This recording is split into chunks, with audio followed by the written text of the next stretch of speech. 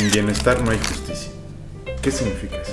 Los derechos humanos han ido cambiando, ampliándose. De ser pocos, han ido evolucionando.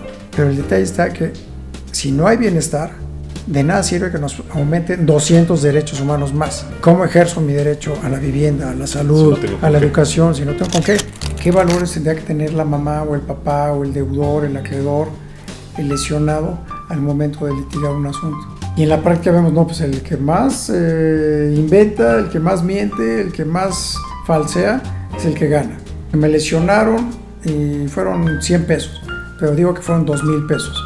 Y entonces pido que lo condenen a 2,000 pesos de reparación del daño. No hubo un abuso sexual e invento un abuso sexual con el ánimo de fastidiar a alguien. O a la inversa. O el pleito entre papás, entre mamá y papá por los hijos. Materialmente se agarran a hijazos. ¿Qué valor, qué principios necesita un papá o una mamá para pelear por los hijos? No, pues esos son mis hijos. Y se nos olvidan otras cosas que están al margen. ¿Se puede ser empático desde la silla del juzgador? Se tiene que ser empático, y sí se puede.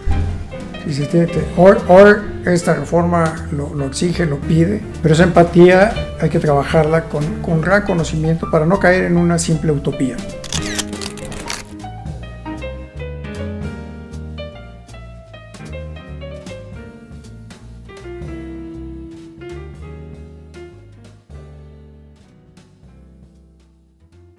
¿Qué ha habido, people? El día de hoy tenemos un gran invitado. Él es un prominente abogado texcocano. Él tiene una licenciatura en Derecho, también tiene una maestría en Ciencias Jurídico-Penales, también tiene un doctorado en Ciencias Penales, también tiene otro doctorado en Derecho Constitucional. Tiene muchísimos estudios. Pero sin más preámbulo, ayúdenme a darle la bienvenida. Pablo, bienvenido al podcast Gloriosas Batallas. Pues muchas gracias por esta oportunidad, amigas y amigos, de estar con ustedes. Creo que debemos de aprovechar la finalidad del podcast para precisamente motivar y ayudar a los demás con las experiencias de vida de otros, y ojalá lo que yo pueda preguntarles o contestarles o responderles pues sea de utilidad para todos. Claro que sí, muchísimas gracias, Pablo. Mira, me gusta también empezar la entrevista con una anécdota. Sé muy bien que también eras Boy Scout en tus tiempos de infancia, pero que también te gusta el senderismo, y que una ocasión que te fuiste al Iztaccíhuatl te pasó algo pues muy fuerte, que se quedaron por allá varados y que tuvieron que ir a rescatarlos. ¿Nos puedes contar un poquito de esa anécdota? Sí, mira, igual fue una experiencia de vida muy importante, porque tenía en esa época 16 años de edad, íbamos 4 amigos, nos fuimos de campamento, pero no teníamos el equipo suficiente ni la preparación técnica para escalar. Sí. Yo llevaba botas que se llaman mineras. El equipo que me prestaron no era el más adecuado. Los picos que se usan en las botas eran a base de varillas soldadas, muy pesados. Y el piolet era un piolet también prestado, ya en mal uso, sin el filo ni el ángulo adecuado para escalar. Bueno, nos vamos a esta actividad y empezamos a ascender demasiado tarde. En lugar de ascender a las 4:30, 5 de la mañana, empezamos a ascender a las 7 de la mañana. Okay. Ya teníamos 2 horas de desventaja, pero a la hora de subir nos queda a que había nevado días antes, el camino estaba muy difícil de ubicarlo, entonces nos perdimos. En el trayecto fue pérdida de tiempo, retraso en el tiempo porque nos quedamos a descansar, y nos llegó la noche. El problema fue que el clima empeoró y nos tuvimos que meter a un albergue. Okay. Pero bueno, déjame quiero hacerles una precisión. En esa ocasión no fue en el Iztaccíhuatl. Esta fue en el Popocatépetl. Ok, cuando todavía se podía... Cuando todavía se podía ascender. Entonces nos quedamos en el albergue del Popocatépetl. Sí. Ahí ellos son los que te pueden alquilar equipo, demás, pero el equipo, insisto, no es el mejor, el más adecuado. Había otras personas, había de Francia y otros extranjeros, no recuerdo de qué país, que ellos sí subieron y se veían muy preparados. Sí. El tema fue que cuando llegamos a la base del cráter, donde empieza lo que es el glaciar, Sí. es cuando te colocas los picos en las botas y el uso del piolet y te sujetas con la cuerda, una cuerda alpina, con los compañeros. De 3 que empezamos a subir, de 4 que empezamos a subir, 2 compañeros se regresaron a mitad del camino y solamente llegamos 2 a ascender. Pero, ¿cuál fue la falla? No teníamos la técnica para fijar el piolet, Sí. ni cómo detenernos con la cuerda. Fue una locura, una total irresponsabilidad, pero bueno, insisto, tenía yo 16 años. Sí. Y casi llegando a la cima del cráter, el compañero que iba de punta, de guía, decidió que regresáramos de vuelta. Entonces empezamos a bajar, caminando hacia atrás, el parte del glaciar, y casi por llegar a su base, se resbala el compañero. Entonces me grita para que yo me ancle. La manera de que va uno subiendo o escalando, sujeto con alguien, es que avanza uno y el otro asegura. El que asegura si avanza y el otro intercambia asegurando. Bien, en ese proceso, cuando él resbala, cuando él cae, me grita y yo me anclo para detener su caída, para que no avance, porque si no nos vamos. Sí. Y afortunadamente alcancé a detenerlo, fijándome con el piolet, con uñas, con dientes, de todo. Qué susto. Fue un gran susto, pero no acabó ahí, amigos. Cuando ya se frenó y nos juntamos, del lado de Puebla estaba la cañada. Es decir, si no logro frenarme, si no logro detenerlo, nos hubiéramos caído en la cañada. Sí. Pues bueno, ya él llorando, pues yo sorprendido, hicimos tiempo y nos metimos, bajamos un poco y nos metimos a un albergue que está en esa zona. Ahí descansamos. Mi equipo, no solamente de utensilios, sino la ropa misma no era la apropiada. Sí. Entonces empezamos a descender, pero cayéndonos, tropezándonos, sin fijarnos bien en la vereda, porque todo estaba cubierto de nieve. Hasta casi llegar a Tlamacas, Sí. en la parte del albergue, fue que otro amigo de Texcoco, el queridísimo amigo de Luis Robles, que era nuestro jefe principal, que no había ido, Sí.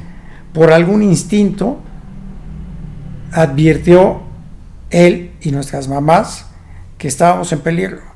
Entonces dijeron, bueno, ¿dónde están ellos? ¿Con quién se fueron? ¿Quién los llevó? ¿Quién está dirigiendo esa actividad? Y se dan cuenta que fue pues una aventura de jóvenes. Sí. Y él decide llegar al lugar y ya con el apoyo de Rescate Alpino nos encontraron, pero ya estábamos a punto de llegar al albergue principal. Eso fue ya cerca de las 11:30 de la noche. Wow. O sea, de las 7 de la mañana a las 11:30 de la noche en la nieve, sin el equipo ni la preparación suficiente. Casi pierdo un dedo del pie porque se estaba congelando. La experiencia fue muy útil, no para tenerle miedo al volcán, sino para prepararme equiparme, y 2 años después, con otros amigos, ascendí hasta este hermoso volcán Popocatépetl, y bueno, pues fue ya toda una experiencia, pero muy diferente, con la condición física suficiente, sí, con la preparación mental idónea, con el equipo y la herramienta. ¿Cuál es la experiencia? Que si quieres lograr y cumplir un objetivo, te tienes que preparar. No te puedes aventar sin ninguna herramienta. Tienes que estar de la mejor forma para lograr tu objetivo. Y lo demás pues se va a llevar a cabo. Claro, que aún así eso te ayuda a minimizar riesgos, pero el riesgo está latente, ¿no? Sí. O sea, definitivamente las experiencias te van ayudando a saber enfrentar la vida o las situaciones, pero eso solamente minimiza los riesgos, ¿no? Te prepara para poder actuar de una mejor forma cuando te topes con alguna situación. Sí, y de ahí me surgió el amor por el senderismo. He hecho muchos, pero dos más interesantes fue que caminamos desde Tlamacas a Texcoco, atravesando la parte del Popocatépetl, sí, y todos los cerros, pasando por el Tlaloc, brincamos la autopista México-Puebla y continuamos caminando hasta llegar a San Pablo Ixayoc. Y de ahí bajamos. ¿Cuánto tiempo les llevó a hacer eso? Una semana. Wow. Una semana caminando, así es. Va a estar padrísimo, porque imagino, pues te tienes que quedar a dormir ahí en el campo. Así es. Y además tienes que ir con el equipo suficiente, pero no de más, no excesivo, porque tienes que ir ligero. Sí. Esa ocasión también éramos cerca de 7 amigos, 4 se quedaron cuando llegamos a la autopista México-Puebla, sí, y de ahí a la altura más o menos de Río Frío, y los otros 3 continuamos hasta Texcoco caminando. Voy a regresar un poquito porque ahorita me surgió esta pregunta y quiero regresar a este punto con la misma pregunta, pero ¿qué pasa por tu mente cuando estás en una situación así? Me refiero a la primerita, en donde estás con tus amigos y que pasa todo esto pues caótico. ¿Qué pasa por tu mente? A mí en lo particular se convirtió como de pronto en un momento de quietud, como que veía que estaba en el lugar, me sentía en el lugar, pero observado. No sentía un miedo fuerte, sí, no sentía el frío, no sentía el cansancio, sino estaba disfrutando ese momento, no tenía la dimensión del riesgo que implicaba. Sí. Y eso me permitió avanzar, caminar con botas mineras en terrenos con nieve, la nieve nos llegaba arriba de las rodillas. Sí. Y aún así llevaba pantalón de mezclilla, con eso no un pantalón especial. Entonces, mentalmente estaba yo como visualizándome haciendo lo que estaba haciendo, y no me sentía agobiado, no me sentía cansado.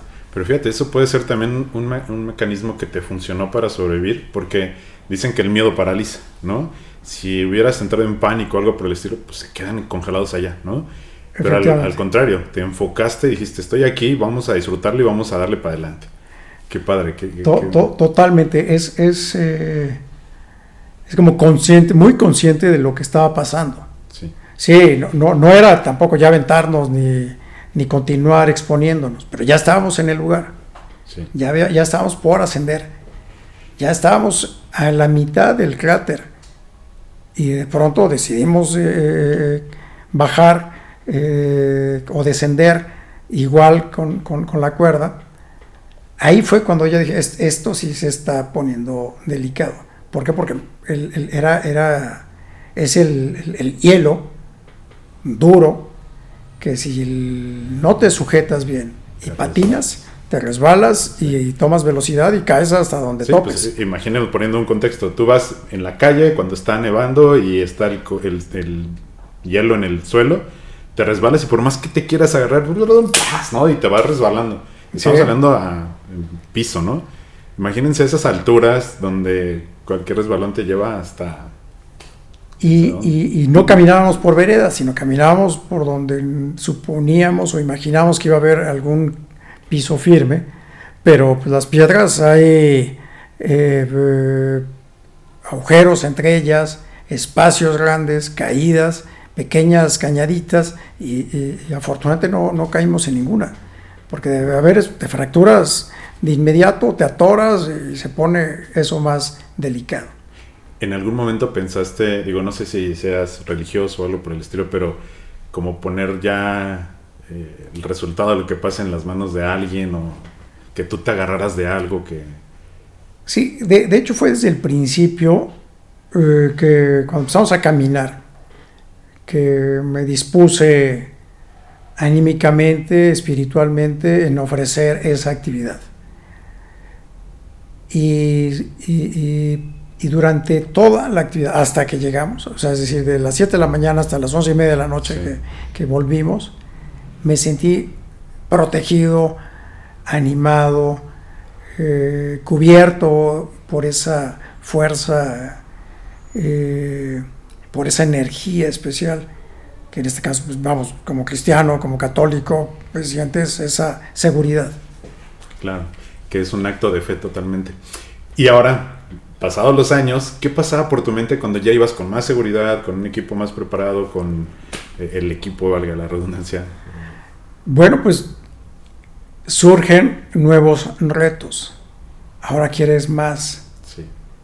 Te mides, te pruebas y te da seguridad para nuevos proyectos, que los plasmas en actividad física, pero también en actividad, en proyectos personales, profesionales, claro, y familiares. En esa ocasión, por ejemplo, no era 16 años, obviamente soltero, sí, sin hijos. En otro par de experiencias también interesantes, muy semejantes a estas, fue cuando decidí que tenía que ser un hombre de familia, casado y con hijos. Me proyecté como alguien que iba a ser casado, sí, que iba a tener muchos años de casado y con familia. Pero no solamente como deseo, sino que esa experiencia de resistir, de persistir, de disciplina, pero principalmente disfrutando un proceso, dices, lo tengo que hacer en muchas áreas de mi vida, claro, profesionalmente. Decido estudiar Derecho y todas las actividades que académicas que mencionabas hace rato de mi persona, sí, pero en especial la familia ha sido un pilar importantísimo. El saber que con esa misma energía, con ese mismo respaldo emocional, espiritual de tu proyecto de familia, lo cumples. Y ahí es una muestra que he llevado a la práctica de esa experiencia. En general todo, casi todo lo que hago y lo pienso, lo proyecto en eso. Mi hermana Mari Carmen me regaló un separador de libros de una persona animada que está escalando, y lo que dice siempre: atreverse es el inicio del éxito. Entonces me atrevía a muchas cosas. Qué padre reflexión. Provienes de una familia muy grande, muy numerosa, pero antes de pasar a esta parte de la familia, quiero contar un poquito el contexto de dónde vienes, ¿no? Que tu abuelito fue dueño de un local donde se vendían telas que se llamaba La Primavera, que también fue muy conocido aquí en Texcoco hace muchísimos años. Y esa misma, bueno, tu abuelito también fue presidente municipal, y pues la familia fue creciendo, ¿no? Entiendo que tú tienes, bueno, más bien tu papá, ¿no? También era una familia grande, y él fue el que estudió abogacía, bueno, derecho, en la Libre de Derecho. tu inspiración supongo que fue tu papá, pero de chiquito, de niño, ¿tú te imaginabas siendo abogado o teniendo un negocio? ¿Cuáles eran los sueños de Pablo? Bien, desde muy pequeño me he procurado visualizarme. Por ejemplo, en los Scouts empiezo a los 6 años. Sí. A partir de ahí siempre quise vivir en una casa amplia, de una sola planta y con jardín a los lados. Sí. Y hoy, gracias a Dios, así es mi casa. Sí. Pero la visualicé desde el kinder. Iba al kinder, al jardín de niños Platero. Okay. Y los dueños del kinder tenían una casa semejante a estas características. Y desde el kinder dije, así quiero que sea mi casa cuando sea grande. Y esa meta se ha cumplido. Bien. El ejemplo de mi papá fue muy importante para mi decisión profesional, de vocación profesional. Lo veía trabajar desde muy temprano, en la tarde, en la noche, a veces los fines de semana, el convivir con mucha gente, escuchar que le planteaban sus problemas, que se iban solucionando, la forma en que los atendía y acudía a los juzgados, a los tribunales, la forma respetuosa y amigable con la que se desenvolvía con los demás abogados y con los servidores públicos de juzgados, del propio municipio y demás. Eso me gustó, me gustaba mucho la convivencia y la armonía que tenía con los demás. Sí. Una práctica que él llegó a tener es que por más de 30 años llevaba rosca de Reyes a los juzgados, porque de parte de mi mamá son panaderos. Okay. Y bueno, pues a principios de año a producir y hacer roscas. Entonces mi papá compraba varias roscas para llevarlas el primer día hábil de enero a los juzgados. Y yo lo acompañaba a entregarlas. Y veía esa armonía, familiaridad o cercanía que se hacía con el personal y con los demás abogados. Sí. Siempre respetuoso, además de las decisiones finales. Eso no implicaba un favoritismo, sino lo que implicaba era llevar una muy buena relación. Sí. Tenía de pronto reuniones entre exfuncionarios de otros lugares que eran sus amigos y se veían.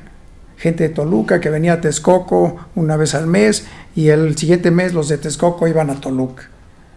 Otros grupos de amigos que él tenía, como los chilindrinos, donde estaba el famoso Chilo Burges, sí, y varios amigos más, que hoy todavía existe. Sí. Y los hijos de algunos de ellos son los que ahora estamos en este grupo de los chilindrinos. El Club Rotario, también años, con el gusto que él siempre exponía de que nunca faltaba al Club Rotario, a las sesiones. Tenía asistencia perfecta. Cursillos de cristiandad, que era otra agrupación religiosa donde participaba, asistía, pero no solamente asistía para calentar la silla, sino le tocó ser presidente de estas asociaciones en diversas ocasiones. Bueno, todo eso influyó en mí para continuar con esa forma de vida, de convivir en lo personal, de formarme personalmente, pero también ayudar y compartir con los demás. Y así es que logro estar en esos mismos grupos. Soy actualmente rotario, estoy con los chilindrinos, tengo un par de grupos de amigos con los que de repente juego dominó, otros nos vemos para comer una vez al mes, en fin, no he dejado de continuar con esa vivencia. Pero bueno, con relación a decidir estudiar abogado, pues esa convivencia con los demás, el escuchar cómo atendía y resolvía o participaba en resolver las peticiones, los problemas de los demás, también me llevó a esa misma idea. Y desde la secundaria decidí estudiar Derecho. Estaba yo ya convencido de que eso quería estudiar, quería prepararme para ello y participé en algunas actividades que me ayudaron. ¿Ese sueño se lo compartiste a alguien? ¿Le dijiste, oye, yo quiero ser abogado en la secundaria? Pues algunos compañeros de la secundaria, que hoy siguen siendo mis amigos. ¿En qué secundaria ibas? Estudié en la Liceo Juan Ruiz de Alarcón. Okay. Ahí, que hoy es la Liceo, pero nos tocó ser la tercera generación de esa secundaria. Así es. De ahí brincamos a la preparatoria, que era la misma, también la preparatoria de la Liceo Juan Ruiz de Alarcón. Sí. Y bueno, pues ahí ya participando, ahí abiertamente ya en la prepa, ya decidido. Te lo pregunto porque yo en algún momento también, a mí me gusta igual visualizar mucho las cosas que voy a hacer y todo eso. Y en la secundaria yo ya sabía qué quería estudiar y en dónde quería estudiar. Y pues me decían, ay güey, ¿por qué te preocupas ahorita? Todavía te faltan 4 o 5 años, ¿no? Eso ya lo dejamos al último. Y yo insistía y terminé secundaria y busqué en la prepa información ya para la universidad y yo seguía como muy visual, bueno, o sea, como enfocado a qué quería. Y pues me tachaban de loco, de acelerado, Por eso te hacía la pregunta, que si tú se la habías contado a alguien y que te dijeran, espérate, pues estás bien chavo para empezar ya a pensar qué vas a estudiar. No tuve tanto esa reacción porque apoyaba o participaba en algunas cosas con mi papá. Entonces ya me veían, digamos, como que el camino de que, bueno, tu papá es abogado, tú tienes madera para ser abogado. Y bueno, una cosa interesante, él nunca me insistía, necesito que seas abogado, tienes que estudiar, nunca me insistió de manera pues extra, sino solito se fue dando. Que aquí quiero hacer ese paréntesis que iba a mencionar hace rato, que eres de una familia muy grande. ¿Tienes 10 hermanos? 10 hermanos. Tú eres el número 4. El número 4, así es. Ese rol como hermano mayor de una familia tan grande, ¿qué tan importante es para desarrollarte? Lo voy a poner así en contexto. Mi esposa tiene 7 hermanos, pero su hermana mayor le lleva 16 años. Entonces su hermana fungió como su mamá, era la que iba a las juntas, la que si se portaba mal estaba ahí presente, etc. Por la diferencia de edades. ¿Para ti cómo fue? Bien, aquí fue una experiencia muy interesante donde en general, aunque había como 3 grupos entre los mismos hermanos, entre los 10 por la edad, como lo señalas, la convivencia en lo que fuimos solteros algunos fue muy general. Por ejemplo, las vacaciones era ir todos. Sí. En algún paseo todos. Convivencia de desayunos, comidas, cenas de fin de semana, todos. Fiestas, todos. No visualizo así alguna ruptura, digamos, entre hermanos. Ya más grandes, cuando fuimos creciendo, sí, porque mi hermano mayor, Eliseo, que empieza la universidad, pues lo dejamos de ver un poco y cambia sus intereses, cambian sus prioridades. Ahora tenía que atender el cuesta de la universidad. Y los más chavos decíamos, bueno, ya, por un lado, ya no estaba todos los días en esas actividades, pero lo veíamos con orgullo, lo veíamos como un ejemplo. Claro. Y los primeros 4, esa fase nos tocó cubrir, como que ir abriendo camino, sí, ir abriendo brecha de pronto dejar de estudiar en Texcoco para ir a estudiar a la Ciudad de México. Eso era la primera experiencia como que wow, o sea, está yendo a México diario, sí, o se está quedando en México a estudiar, o sus amigos son los de México y vienen a comer, trae a la casa a sus amigos de la universidad. Eso también me gustó y lo llevé a cabo también con mis compañeros. Que hablando un poco de la labor altruista que mencionabas de tu padre y que permeó en ti e influyó en ti, me contaron también que tu papá decidió, además de tener 10 hijos, adoptar a 2 personas más.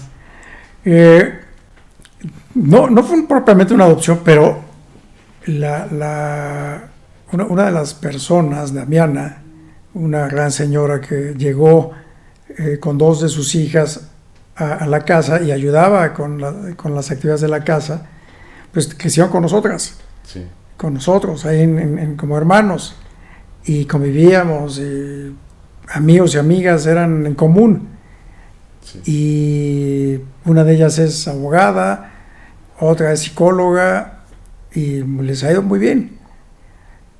Y ese es, yo creo que la finalidad principal de no solo de ayudar por ayudar, sino de compartir, de integrarte a la misma pequeña comunidad que se va extendiendo. Sí.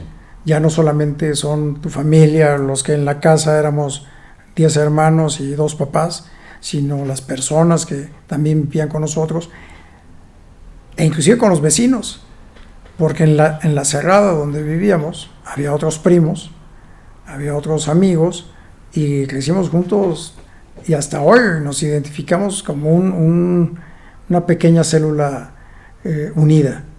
Pero qué gran ejemplo, ¿no? Apenas me decían, oye, ¿cómo le vas a enseñar tal cosa a tu hijo? Y yo le decía, es que eso yo no se lo puedo enseñar. Por más que le platique o le diga o le dé un libro a leer, eso, bueno, desde mi percepción, eso no lo va a aprender porque yo se lo diga. Lo va a aprender, por ejemplo, si me refiero a que lo va a hacer o lo va a aprender si yo lo hago, ¿no? Y si yo, por ejemplo, entro al Tlapehue, pues lo más seguro es que él quiera replicar esa conducta.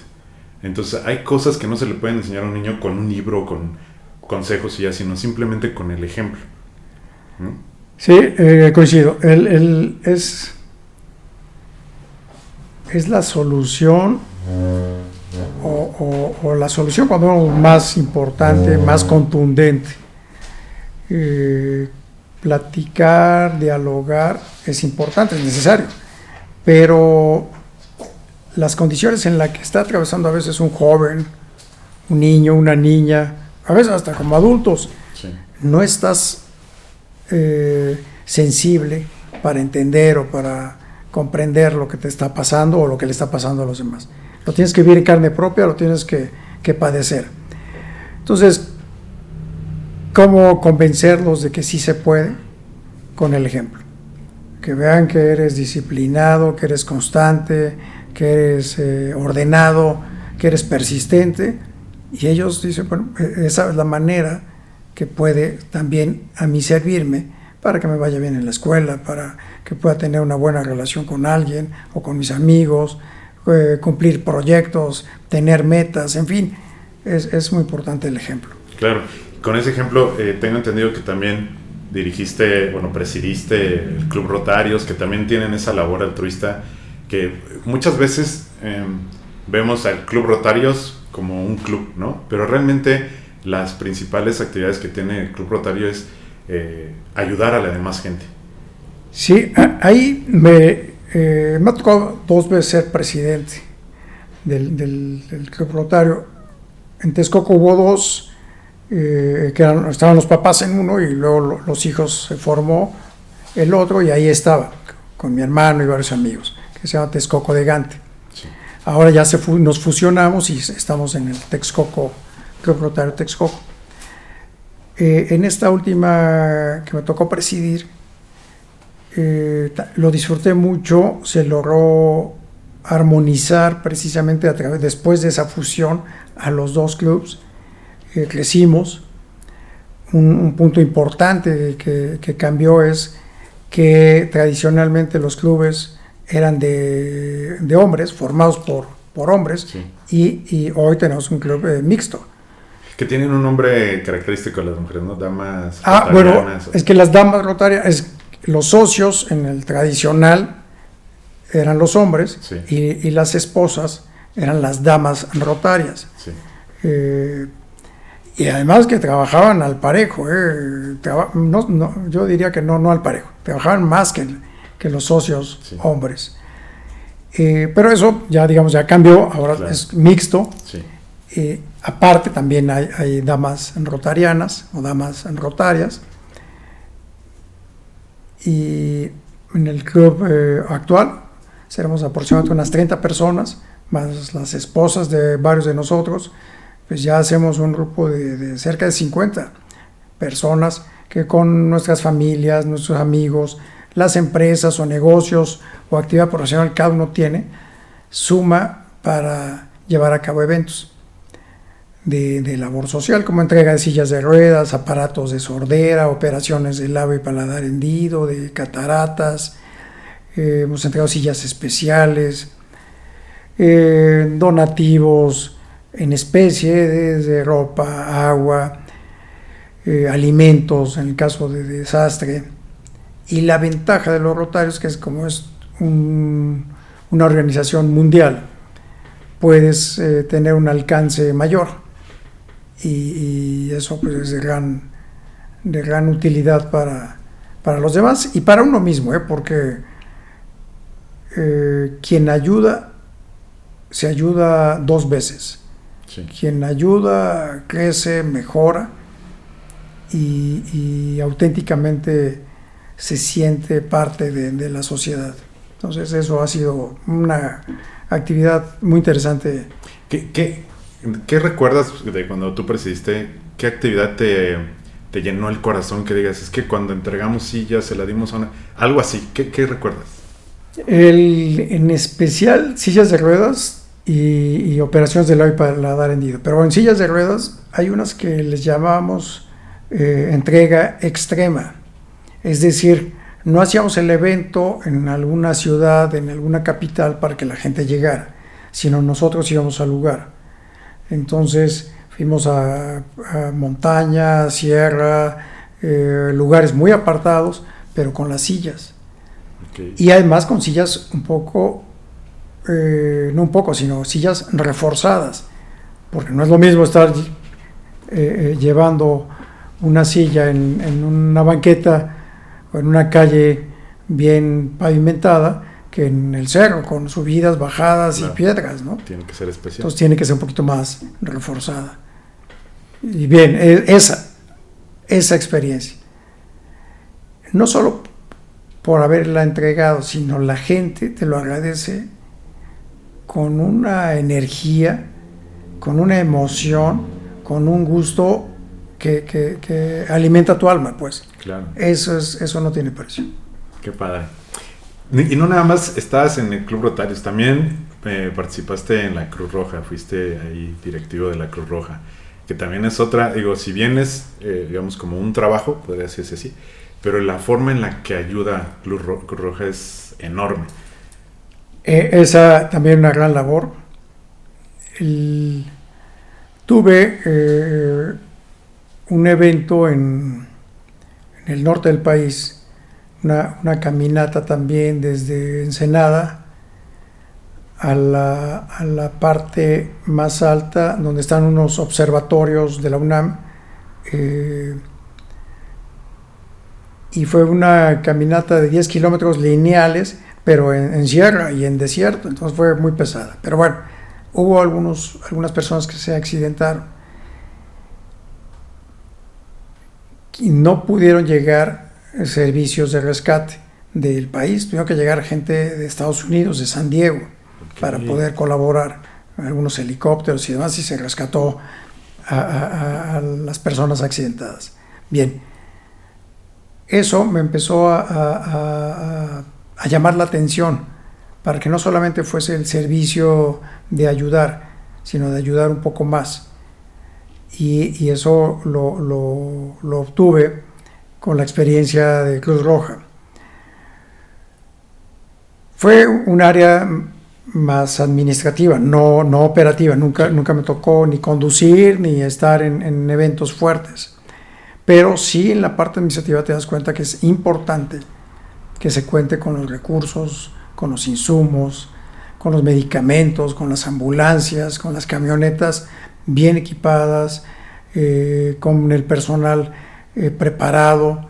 Entonces, nos tocó iniciar o continuar, porque ya la Cruz Roja es una de las instituciones que en Texcoco tiene una gran historia. Tiene muchos años de historia la Cruz Roja en el país y en el Estado de México, pero en particular en Texcoco. Entonces fue sumarnos a facilitarle a los socorristas, a los TUMS, que pudieran contar con esa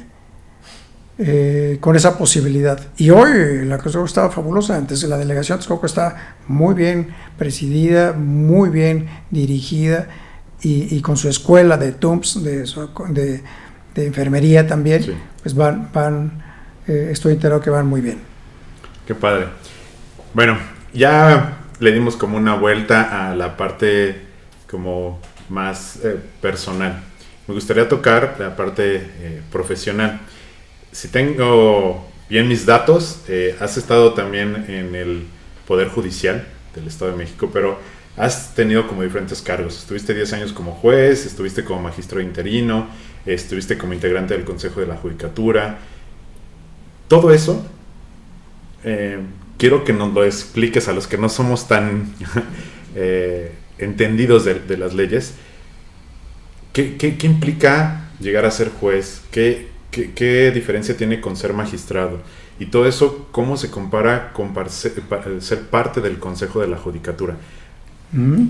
Bien, bueno, ahí también debo contarles, amigas y amigos, que no lo tenía visualizado inicialmente ser juez.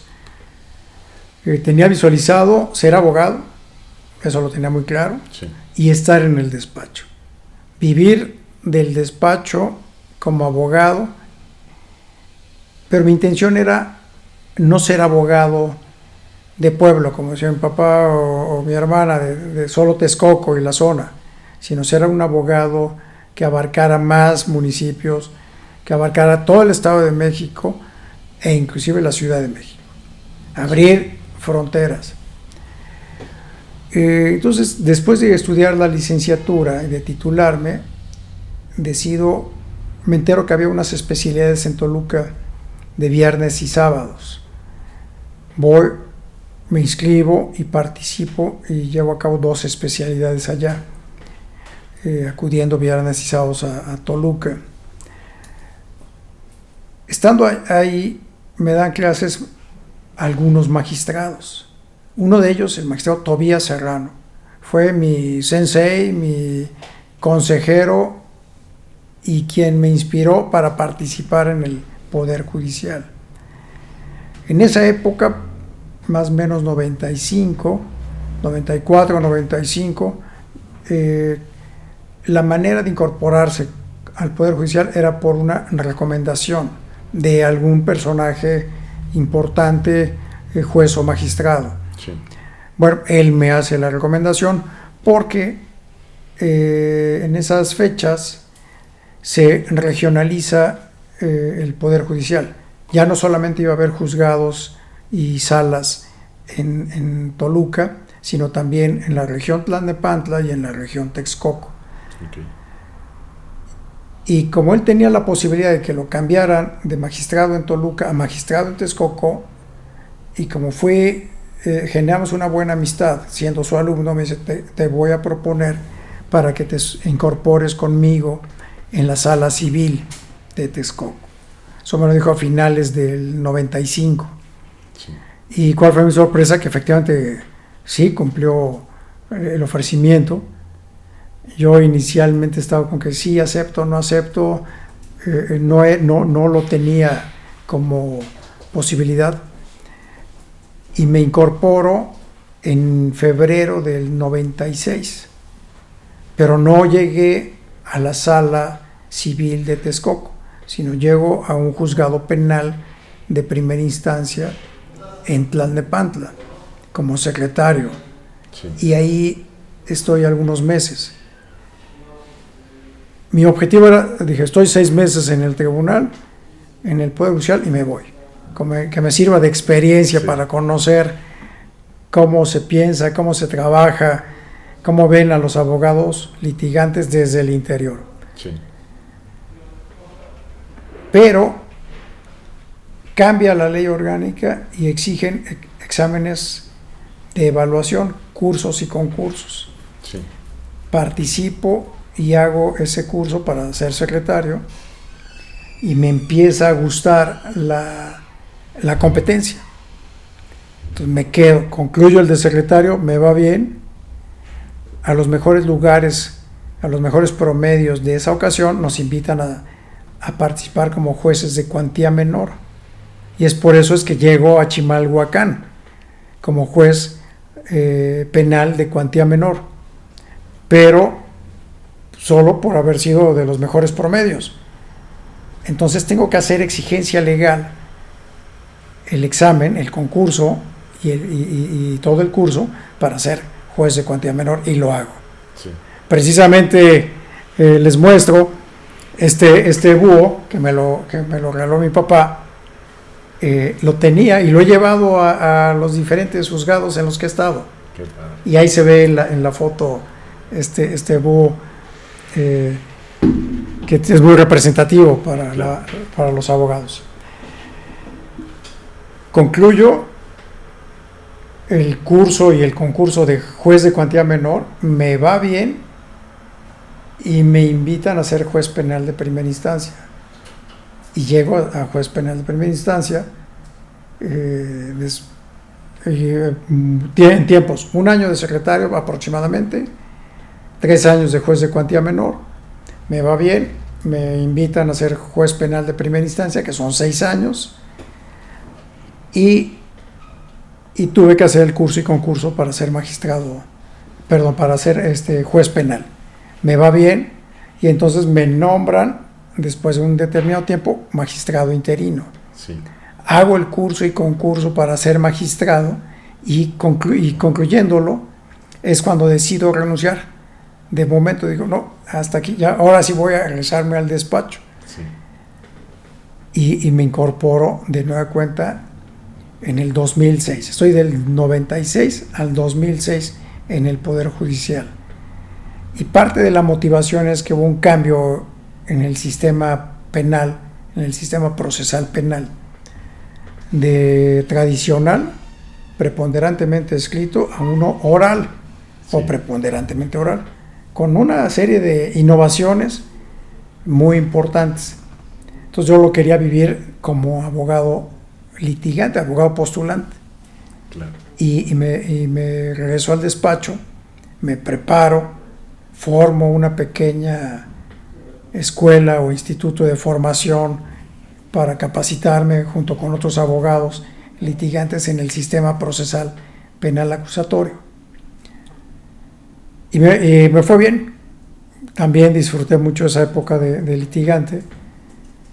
Pero en ese ínter, donde también tomo la presidencia o la delegación de Cruz Roja, me empiezan a conocer más personas y es como me invitan a trabajar a 2 administraciones municipales y luego al Senado de la República. Y estando en el Senado de la República, conociendo procesos legislativos, conociendo de convocatorias, es que me entero que se publica la convocatoria para integrar el Consejo de la Judicatura.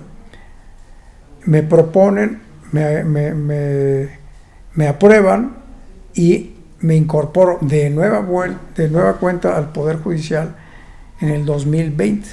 O sea, estoy del 1996 al 2006, salgo y en el 2020 me incorporo para estar 5 años como consejero de la Judicatura. Voy a hacer una breve pausa, porque justo en este hito donde cambia la legislación a que sea mayormente oral, se me vino a la mente, hay una serie que se llama Suits en inglés y que creo que es Abogados, a ver si se llama en español. Pero a mí me entusiasmó y cada vez que terminaba de ver un capítulo me sentía abogado. Porque pasan justo la parte donde, pues en Estados Unidos, sí no sé si sea 100% oral, pero por lo que vemos en la tele es que los abogados tienen mucha incidencia en en sacar a la persona de la prisión o que se quede, ¿no? Entonces esa labor no podía ser llevada a cabo acá en México porque la ley no lo permitía así. Cuando cambia, me gustaría que tú platicaras cómo fue esa experiencia de ser un abogado que era todo escrito a hacerlo oral.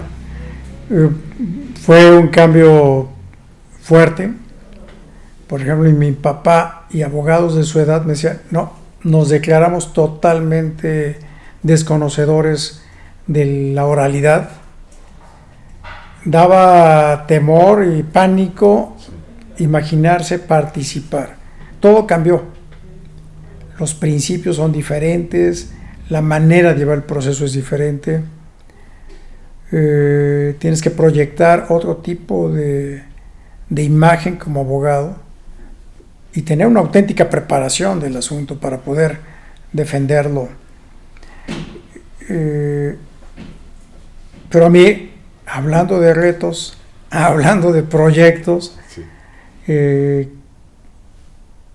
No solo difíciles, sino atractivos en su complejidad, atractivos en lo futuro que se ve del cambio, fue que decido dejar el Poder Judicial y prepararme.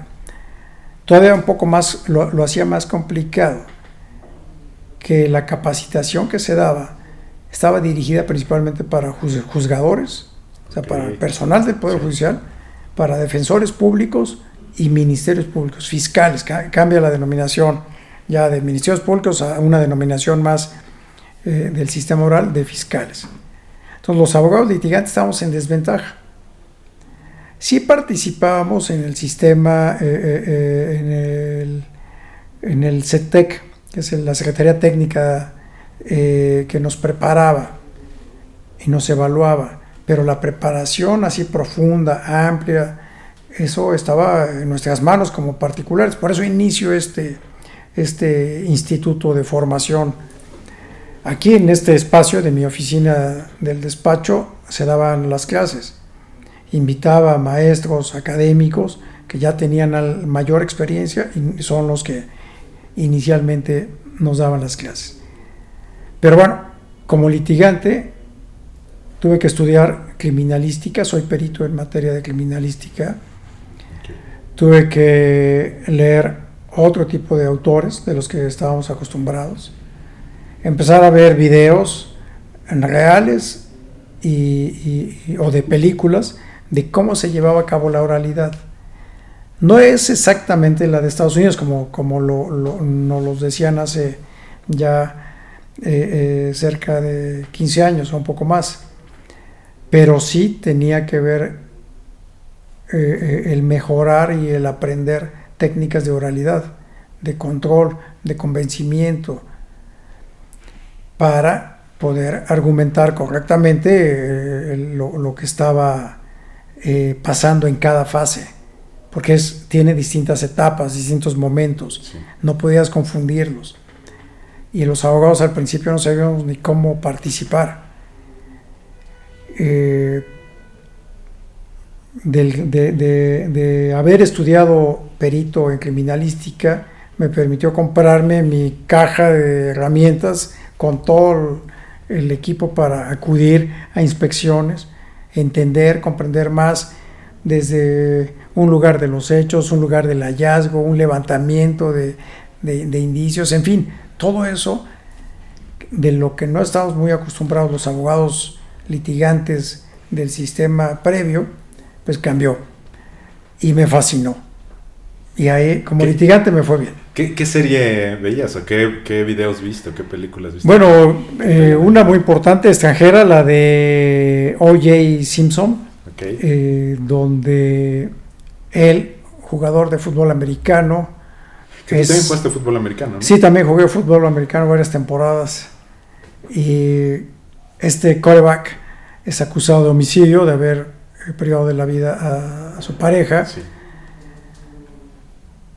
Pero es en la investigación penal que se hace en su contra, se cometen muchos errores desde el punto de vista criminalístico.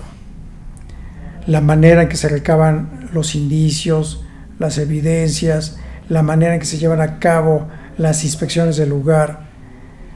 No tomaron en cuenta muchos principios de esta ciencia, y su abogado, de una manera muy profesional, muy técnica, con argumentos muy sólidos, respaldado con otros peritajes, con otras fotografías, con otras pruebas, pues logra que se absuelva a su cliente, porque no era posible llegar a la conclusión,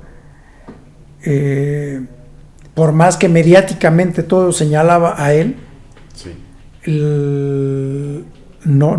Jurídicamente, en proceso, con toda la objetividad de pruebas, no fue posible demostrar penalmente su responsabilidad. Civilmente sí fue, pero ese ya es otra materia, es otro tema, otras condiciones legales en Estados Unidos. Pero qué importante es estar preparado. Escuchaba yo una entrevista que le hicieron a un mexicano que le aceptaron en la NASA, y él dice: intenté una vez, 2 veces, 3 veces, 4 veces, y en la sexta dije ya, fueron muchas veces que lo intenté, hasta aquí. Y su esposa le dice, historia corta, le dice: ¿cómo te vas a rajar ahorita? ¿No? O sea, ya lo intentaste 6 veces, síguelo intentando, no te des por vencido. Y ella le dice: no, pues que tú no sabes, yo ya estoy haciéndose la víctima, ¿no? Y le dice después: pues no me importa, aquí en la hoja dice que puedes volverlo a intentar, y si te dicen aquí que puedes volverlo a intentar, es porque lo puedes volver a intentar. Dice: solo te voy a decir una cosa, no sé qué tienen los demás que sí se quedaron, que tú no tienes. Y que eso se quedó resonando en su cabeza, y dijo: bueno, voy a ver qué tienen los que sí aceptaron y los que no. Y justo era preparación, eran pilotos aviadores, eran buzos profesionales, todo lo que él no había hecho. Él creía que siendo ingeniero, que trabajar en ese ramo era suficiente, y no. O sea, tenía que prepararse con más cosas, como ahorita tú lo estás comentando, de prepararte con más. Así es. Y bueno, eso me viene a la mente una frase que también aplico mucho. Si te caes 7 veces, levántate 8. O sea, no dejes de intentarlo, de insistir, de persistir, disciplina, constancia. Bueno, hay muchos libros que me han ayudado a fortalecer esta visión. Sí, si bien desde el kinder y corta edad me venían ideas, pero necesitas reforzarlas. Claro. Por ejemplo, está el libro del Club de las 5 de la mañana. Claro. Y bueno, da excelentes consejos de por qué levantarte a las 5 de la mañana. No nada más es amanecer más temprano. Y bueno, pues ahí es una muestra de esas virtudes que hay que formar para lograr los objetivos. Que mira, esa recomendación del libro la tomo como, digo, yo ya tuve la oportunidad de leerlo, pero en algún punto, inclusive mi hermano es matemático, y a él le gusta leer como literatura más profunda, más que tenga que ver con la ciencia, ¿no? Sí, sí, sí. Y cuando yo leo algún libro de superación personal, de crecimiento personal, me critican, ¿no? Y, ¿cómo lees eso? No sé qué, ¿y por qué esto? ¿No? Pero al final, al menos yo creo, y también leo el Quijote de la Mancha, no sé, cualquier otra literatura, novelas, que también me llaman la atención. Pero yo no descarto estos libros, ¿no? Y ahorita vemos aquí tu despacho, que quisiera hacer ahí ahorita un paréntesis. El despacho está súper bonito, vemos un chorronal de libros, y que una recomendación tuya de que has leído todos estos libros, sea uno de estos libros, algo han de lograr. Sí. Bueno, es que hay que combinar. Sí. Tampoco se trata de leer por leer, porque igual y pudiera llegar a tus manos revistas o libros no favorecedores para cumplir tus metas.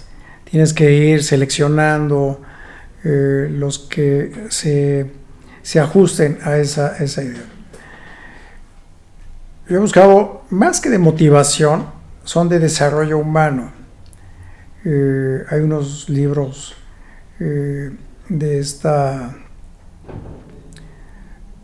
sobre el método Silva es esta compañera, voy también el nombre, y el método Silva junto con ahora otras técnicas que hay, lo que te explican es que desarrolles tus habilidades mentales.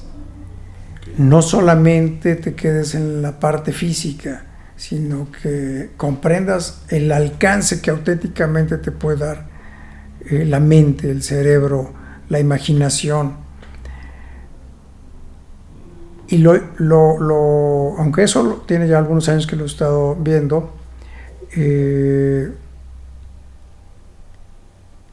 es hacer que lo que te imaginas, lo que visualizas o lo que sueñas, inicia por una imagen. Sí. Y poco a poco la vas desarrollando.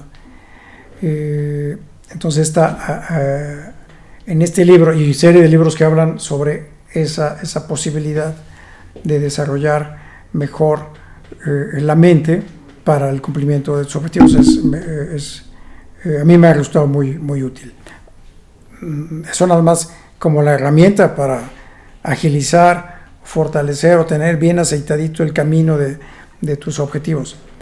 Pero el conocimiento profundo, como en el caso de tu hermano, no hay que perderlo. Claro. En el caso de abogado, bueno, pues todos los cambios históricos que se han dado en el derecho, en la filosofía del derecho, en la propia lógica jurídica, en la argumentación, en derechos humanos. Hablar de derechos humanos es hablar de la historia de la humanidad. Sí. Y lo vas entendiendo al estudiar el aspecto profundo de las materias, digamos el núcleo, pero la sensibilidad te la da esta parte de entender que a través de tu mente y tu salud física puedes hacer realidad lo que estás leyendo, ¿no? Y no solamente dejarlo ahí en el texto. Sí, totalmente de acuerdo. Regresando, llegas a la judicatura, estás ahí 5 años y decides lanzarte con estos cambios, que también hubo reforma al Poder Judicial, que la elección sea a través del voto, y decides lanzarte como presidente del Poder Judicial, ¿no? Sí, bueno, aquí esa otra oportunidad de vida, no solo para mí, sino para el país. Sí. Y para todos los abogados que participamos y abogadas, porque se venía visualizando, platicando, el anterior presidente de la República lo decía: voy a transformar, voy a cambiar el Poder Judicial, debe de cambiar, hace falta también que se reforme. Y mucha gente tenía la idea: no va a pasar, va a cambiar, se le va a olvidar, o va a haber un ajuste menor, importante, pero no tan fuerte como en esta ocasión. Sí. Bueno, lo cierto es que llegó para quedarse.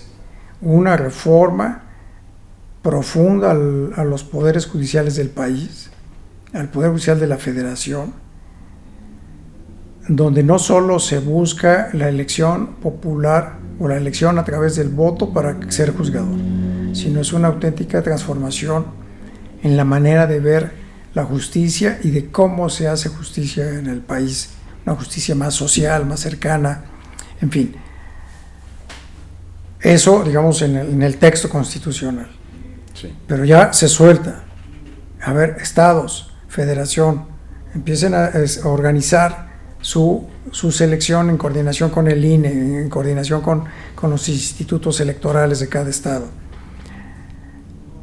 Y bueno, pues salen convocatorias, hay reformas al Código Electoral, algunas otras reformas a la Constitución local, y decido participar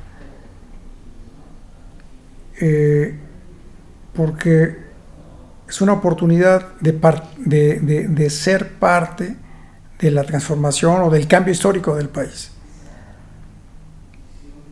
Mi formación y mi experiencia que te he venido platicando, que les he venido platicando, amigas y amigos, me permitieron llegar a la conclusión de que bueno, yo puedo sumar también, yo puedo aportar a esta reforma y en particular al Poder Judicial del Estado de México. y decido participar, me registro como magistrado penal de la región Texcoco, que es en la que me quedaba, porque es donde vivo, donde he nacido, donde resido, y además también me registro para ser presidente del Tribunal Superior de Justicia. Y bueno, pues una experiencia diferente. Nunca había sido candidato de elección popular. Sí. Las normas, los requisitos ahí se establecieron, como sí, que no, el presupuesto que podías disponer, las exigencias que te daban o que te imponían ciertos límites. Por ejemplo, no contratar espectaculares. Un espectacular es muy caro. Sí. No lo podías hacer, pero es muy fuerte en la llegada, en cómo llegar a las personas. Pero bueno, no podíamos. Acciones en lo individual, no, tampoco. Otras campañas colectivas, es decir, entre 2, 3 en conjunto, tampoco se podía. En fin, varias limitaciones que hicieron más interesante. ¿A qué conclusión llegué? Disfruta esta experiencia. Porque varios amigos y amigas que eran candidatos dijeron, no, esto está imposible, muy difícil, muy costoso, te quita tiempo, además no estoy trabajando y me distrae, o no estoy trabajando y no estoy generando recursos personales del día a día. Y me llegó en el mejor momento de mi vida. Digo, mis hijas ya universitarias, graduadas y trabajando por su cuenta. Sí. Mi esposa siempre muy trabajadora, muy productiva, también ocupada en sus actividades. Y yo concluyo como consejero de la Judicatura con tiempo y atención para dedicarle a la campaña. Y así lo hice. Con ayuda de 2, 3 amigos y vámonos. Y a disfrutarlo. Viajé por varios municipios del estado, cuando menos la mitad, porque la campaña como presidente del Tribunal Superior de Justicia es una campaña en todo el estado. Sí. Entonces tuve que hacer un recorrido importante y bueno, esa fue la experiencia y afortunadamente. Que fíjate, voy a hacer un comentario sin menospreciar, pero yo vi una campaña tuya austera, sin embargo con gran impacto. Y austera me refiero a, justo, no hay espectaculares, no hay noticias, no participo en el noticiero que tiene la primicia. No, te fuiste a caminar justo al estado, a estar con personas, a proponerles tu proyecto, que justo ahorita me gustaría platicar de los 5 ejes que tienes dentro de tu proyecto. Pero antes de eso me llama mucho la atención, estuve revisando tus redes y hay una frase que dices, sin bienestar no hay justicia. ¿Qué significa eso? Bien, hay un libro muy importante que habla sobre las ventajas de ser bueno, las ventajas de ser bondadoso. Y uno de los conceptos que se utilizan es la democracia afectiva. Esta experiencia me permitió llegar a la conclusión, a la convicción de que algo de lo que necesitamos hacer como humanos en el mundo, no solamente en México, es dirigir nuestras fuerzas a fortalecer la bondad, a fortalecer esa afectividad, esa buena relación entre las personas. Pareciera ser como de, bueno, pues eso es obvio, eso es evidente, lo sabemos todos. Sí. Pero por otro lado también hay otros que dicen, no, espérame, eso es imposible. Pues ve cómo está el mundo, violencia, guerras, está a punto de iniciarse en cualquier momento una tercera guerra mundial, sí. La economía mundial, el desastre, el peso, en fin. Entonces, sin caer en pesimismos, ni tampoco en optimismos, es importante que como sociedad fijemos un camino que esté revestido, apoyado por ese bienestar. Los derechos humanos han ido cambiando, han ido ampliándose. De ser pocos, han ido evolucionando. Y está bien, De hecho, se llama derecho de progresividad. Van progresando. Pero el detalle está que si no hay bienestar, de nada sirve que nos aumenten 200 derechos humanos más. Sí. ¿Cómo ejerzo mi derecho a la vivienda, a la salud, a la educación, si no tengo con qué? ¿Cómo ejerzo algún derecho humano a la familia, al que nos imaginemos, al agua? Sí. Ok, tengo derecho al agua. Y es más, podemos elaborar un nuevo código que diga exactamente, que ya lo hay, cantidades, tipos, características del agua que debemos los humanos recibir por nuestro derecho humano al agua. Está bien. Y luego la infraestructura, el presupuesto, el mantenimiento de todas el sistema hidráulico, la limpieza de ríos, la limpieza de mares, de océanos, de lagos, no se está cumpliendo en armonía. Y hacer bien las cosas es hacerlas con bondad, hacerlas con plenitud para lograr ese bienestar. De nada sirve. Lleguemos nuevos jueces, juezas, magistrados y magistradas y cualquier otro cargo si no se advierte sensiblemente ese bienestar en la sociedad. Y a eso me refiero. Que hoy los futuros juzgadores debemos estar alertas a ese bienestar de todos. Claro, que eso me hace ver que no estás viendo un panorama como nada más enfocado a una sola cosa, sino es un panorama más holístico, ¿no? Viendo la parte, el factor humano y sin descuidar la parte de la justicia. ¿Qué es la justicia?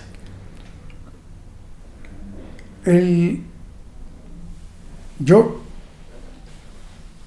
me gusta quedarme con la idea de que la justicia es definida y entendida como el momento de quiebre de una sociedad. Cuando una sociedad entra en un conflicto violento, como puede ser una revolución, una independencia, contra personas autoritarias, es porque lo que piden es justicia. Y esa justicia ahí se ve, digamos, palpable. Bueno, por supuesto que es necesaria, es evidente, es útil, se resuelva socialmente esa justicia. Bien, entonces la justicia no es solamente darle a cada quien lo suyo, como se define jurídicamente o muy técnicamente, sino responder en un ambiente global a que las personas puedan tener lo que piden, lo que solicitan, a través de la aplicación del derecho, que de manera transparente, pública, abierta, resuelve ese problema. Pero entonces justicia es, además de dar a cada quien lo suyo, es en ese ambiente de armonía y de control, no de control, de orden. Porque si no, entonces cada quien podemos dedicar, sí, se trata de que un juez me resuelva, compro al juez, compro las autoridades, sí, y su decisión es la que me resolvió. No, espérate, sí te resolvió la decisión, pero no está envuelta de ese ambiente de armonía social, que ese es al que aspiro. Pero qué difícil es estar en ese banquillo, en esa silla tan grande y tan importante por toda esta envergadura que tú mencionas. ¿Qué valores debe tener ese juzgador que va a hacer que se cumpla esto que estás describiendo? ¿Cuáles son los valores? Son varios. Obviamente la justicia como valor pues debe ser parte. La equidad, la igualdad, la honorabilidad, el conocimiento, la disciplina, indispensables. Pero con esta visión que yo propongo es que, aparte de exigírselos al juzgador, a la persona juzgadora, como sociedad debemos empezar a permear, en participar y en todos caminar bajo esa exigencia de valores. Porque no nos hemos preguntado qué valores tendría que tener el abogado que litiga un asunto. Claro. ¿Qué valores tendría que tener la mamá o el papá o el deudor, el acreedor, el lesionado al momento de litigar un asunto? Y en la práctica vemos, no, pues el que más inventa, el que más miente, el que más falsea, es el que gana. Porque me lesionaron y fueron 100 pesos, pero digo que fueron 2,000 pesos. Y entonces pido que lo condenen a 2,000 pesos de reparación del daño. No hubo un abuso sexual e invento un abuso sexual con el ánimo de fastidiar a alguien. O a la inversa. O el pleito entre papás, entre mamá y papá por los hijos. Materialmente se agarran a hijazos. Sí. ¿Qué valor, qué principios necesita un papá o una mamá para pelear por los hijos? No, pues esos son mis hijos. Y se nos olvidan otras cosas que están al margen. ¿Se puede ser empático desde la silla del juzgador? Se tiene que ser empático, y sí se puede. Sí se tiene que, hoy esta reforma lo exige, lo pide, pero esa empatía hay que trabajarla con gran conocimiento para no caer en una simple utopía. De acuerdo. Ahora sí, descríbeme por favor estos 5 ejes, porque a mí me llamó mucho la atención. De por sí ya la reforma judicial fue bastante amplia y es un cambio pues radical el hecho de que sea a partir de la elección popular. El tú ponerte también como objetivo hacer una reforma dentro del Poder Judicial a través de estos 5 ejes, ¿cómo lograrías hacerlo? Hablando de circunstancias, creo que las circunstancias se van formando. Por ejemplo, ¿qué circunstancia veo como para poder cumplir con esta meta? Además de tener esa sensibilidad y esa apertura de comunicación, es que hoy muchos amigos y amigas de otras regiones del Estado de México que no son de la capital están hoy gobernando. Okay. Y lo digo abiertamente, o sea, esa cercanía bien llevada a cabo, bien dirigida, porque además coincidimos en que sea un beneficio para todos, va a dar ese resultado. Es decir, tú quieres algo bueno para Texcoco, tu familia, tus amigos, tus vecinos quieren algo bueno para Texcoco, igual yo, pero posiblemente no nos conocemos, no nos identificamos, y el esfuerzo que hacemos no es su alcance no es tan efectivo que si nos conociéramos, nos uniéramos y trabajáramos juntos. De acuerdo. ¿Qué necesita la gente? Que auténticamente los gobiernen. En la campaña la gente dice, yo lo único que quiero es que me gobiernen. O sea, no me digas cómo. Pero y gobernar, bueno, ¿y qué tienes por gobernar? Bueno, pues que no haya calles con baches, que la seguridad esté atendida, que la seguridad en salud también, la alimentación. La gente no entiende, no distingue de si algún problema, un homicidio, es un tema local, un tema federal. Que si su agua no llega al momento de abrir su llave, es un problema municipal, estatal o federal. Que si hay alguna necesidad, ¿ante qué autoridad debe acudir? No le interesa. Somos las autoridades, porque esa es nuestra función principal, las que debemos estar coordinadas y en ese buen entendido dedicarnos auténticamente a gobernar desde la función judicial, la función ejecutiva y legislativa. Y como para ser breve, ¿cómo lo podemos hacer? Cumpliendo con planes, proyectos como el estatal, que es el plan estatal de este sexenio, sí, o el plan 2030 a nivel mundial. Sí. Vienen ahí los caminos ya, cumplámoslos, nada más, llevémoslos a cabo, conozcámoslos. Qué padre, qué gran labor. Yo cuando estaba preparando la entrevista pensé en muchas cosas, ¿no? Y también hice mi labor de investigación, pero hubo una en la que no se me salió de la cabeza.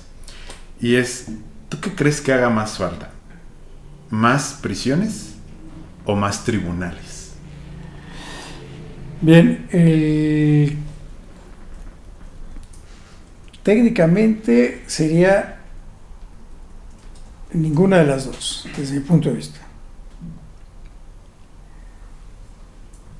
Los datos estadísticos te pueden dar la respuesta para una o para la otra. Obviamente se necesitan más prisiones y más tribunales. Sí. Pero siguiendo mi idea de cómo resolver y enfrentar esto, por sí mismo al aumentarlos no nos va a solucionar. Porque no estamos deteniendo ese fenómeno social descompuesto que está generando más asuntos en tribunales o más personas privadas de la libertad en prisiones. No es la solución, pues. Sería un pequeño paliativo nada más. Bueno, pues son aproximadamente 35,000 personas privadas de la libertad en el Estado de México. Pues yo creo que uno más que aguante, que soporte, que pueda contener a unos 3,000, 5,000 más. No es la solución. Aparte de analizar el tema presupuestal, sí. Crear más juzgados igual lo mismo. Pareciera que es una solución más de tipo laboral, o sea, dar más empleo, dar más actividad, resolver con mayor tiempo, sí puede ser. O sea, insisto, por sí sola no es una solución única, pero lo principal que hay que atender en forma paralela es reforzar otro tipo de soluciones que no necesariamente tengan que llegar a tribunales, que no necesariamente las personas tengan que estar privadas de la libertad. Y eso es cambiar de visión. El derecho, y en especial el derecho penal, que es mi materia, no debe de ser la forma para resolver los problemas, porque si no es el castigo, es la venganza pública. Y cómo le impones un castigo, que suele suceder, a un ladrón que robó, que no fue a lo mejor solamente para alimentar a su familia, pero fue para resolver alguna necesidad económica. La pregunta sería, no como Estado, y en especial los que estamos de momento gobernando, no nos tocaría resolver las necesidades completas, amplias, totales, para que una persona diga, no tengo necesidad de robar, no tengo necesidad de pelearme con mi vecino, de robarme el agua, de robar gasolina, de colgarme de la luz. ¿Por qué? Porque voy entendiendo, comprendiendo, nos vamos integrando auténticamente como parte de esta sociedad. Entonces, la solución, así de manera concreta, sería no únicamente ni una ni otra, sino que en forma paralela debemos de resolver otro tipo de salidas alternas, así se conocen, de solución de conflictos, que es la mediación, la conciliación. Con eso ganamos y despresurizamos los tribunales, despresurizamos juzgados. Qué gran respuesta, en serio. Me había imaginado muchas respuestas, esta no, pero resume toda la entrevista. El hecho que tú me pudieras decir, no, pues más prisiones, ¿no? Te estás enfocando a castigar, ¿no? Más juzgados, pues voy a llevar más gente a que se pelee y todo esto. Y no, tú vas más a la raíz, ¿no? A que el problema se resuelva de raíz y no solamente que caiga en el Poder Judicial, sino en los otros dos poderes, ¿no? Y que todos en conjunto logren que seamos una mejor sociedad. Y hago este énfasis porque se ve mucho en la tele, ¿no? En los noticieros. Es que las prisiones están hacinadas, están llenas de personas, no caben, qué deplorable es la vida que tienen ahí, bla, bla. Y por otro lado, es que en los juzgados es muy largo mi caso, no me atienden, llevo 2 años y no puedo tener algo. O por ejemplo el caso de Vallarta, que acaba de salir después de 20 años que al final no hizo nada. Ese tipo de situaciones no se van a solucionar con tener más juzgados o más prisiones, sino resolviendo el tema de raíz. Sí, totalmente. Y durante la campaña, si algunos me dijeron, oye, suenas muy utópico, como que eso no se va a dar. Bueno, efectivamente estamos acostumbrados a que sea otro tipo de resistencias Sí. Que no permiten. Pero no, yo creo que debemos de darnos la oportunidad de generar un cambio en nuestra forma de vivir en sociedad. Históricamente, nada más con que veamos los últimos siglos de cómo se ha transformado, cómo ha cambiado. Ok, violencia va a existir, Sí. desigualdades seguirán dándose, pero los demás no podemos quedarnos pues viendo a la distancia, sentados, cómo se eliminan las personas entre ellas. Algo podemos cambiar. ¿Por qué? Porque no es pensar tampoco en la solución a gran escala, sino cercano, la de tu casa, la de tu colonia. Sí. A ver, ¿qué has hecho en tu colonia? ¿Qué aportación de todo lo que pides, que te gustaría que hubiese en otros lugares, haces en tu colonia? Y así poco a poco, pero irlo ampliando, con conocimiento, con causa. Veo que estamos en un cambio de época. O sea, ya no es un cambio de circunstancias. Ya estaremos seguramente, y lo estarán analizando los historiadores y los expertos en esta materia, de cómo se le denominaría a una nueva época con esta inteligencia que hay, artificial. Justo te iba a hacer esa, perdón la interrupción. ¿Cómo, hablando que ya estamos en una época nueva con la inteligencia artificial, cómo, o has pensado cómo pudieras ocupar esa inteligencia artificial en el tema del Poder Judicial? Sí, de entrada que debe quedar claro que es una herramienta.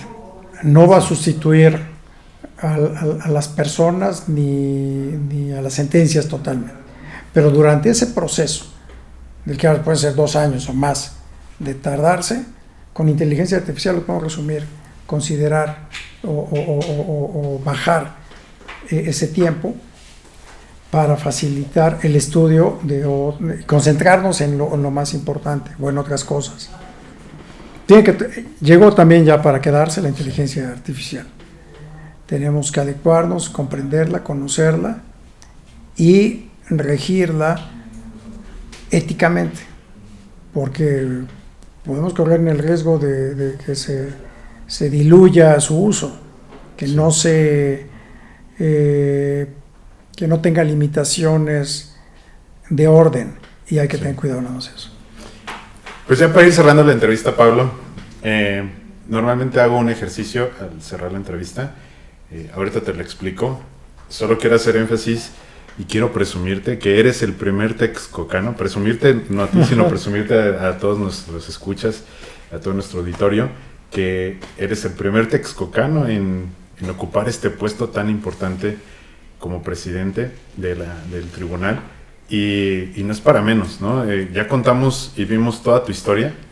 Ya vimos la parte del ser humano, ya vimos la parte del profesional, que no eres cualquier hijo de vecino, así tal cual y coloquialmente. Eres una persona muy preparada, eres una persona con valores y que así ha sido toda su vida, y que aquel que lo conozca o que tenga la oportunidad de conocerte lo puede reafirmar, ¿no? El ejercicio que hacemos al final es un ejercicio para que pase a la posteridad.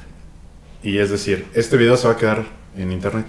¿Para cuándo? Para toda la vida. Y en algún momento, ese video va a llegar a las personas que lo requieran en ese momento, ¿no? Que digan, ay, me ayudó este video. Pero algo que es muy importante para nosotros, al menos desde este punto de vista del podcast, es nuestro círculo cercano. Círculo cercano me refiero a hijas, esposa, hermanos, papás.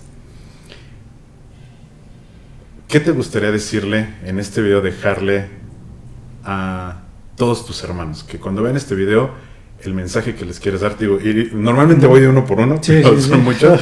Entonces, un mensaje general a todos tus hermanos ¿qué te gustaría que te escucharan decirles tú a ellos cuando vean este video? Sí, bueno, que bueno, en honor a la verdad, amigas, amigos, decirles primero que si bien los números de la elección me declaraban como presidente del Tribunal Superior de Justicia en la cuarta posición, esta está todavía por definirse por temas de tipo electoral.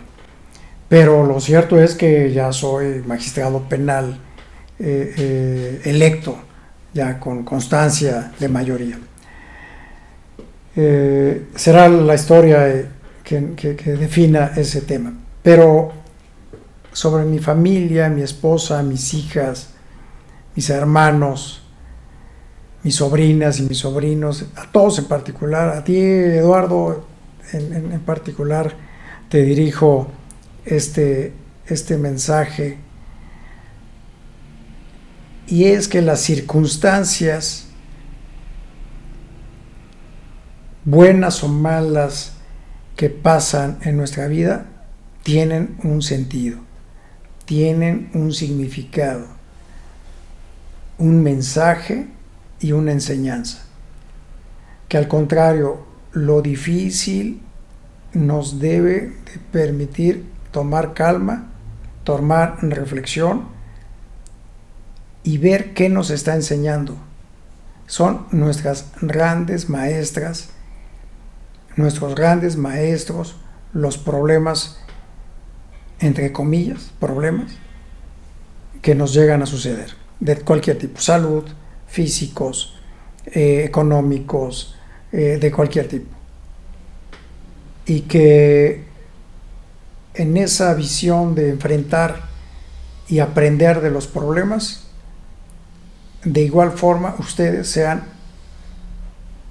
quienes ayuden, aporten a los demás a vivir mejor, pensando siempre primero en ustedes. Ese es mi querido Muchas gracias. Amigo. ¿Te viven tus padres? No, solo mi mamá. Solo tu Mi mamá. papá falleció en un accidente. ¿Te gustaría decirle un mensaje a tu mamá?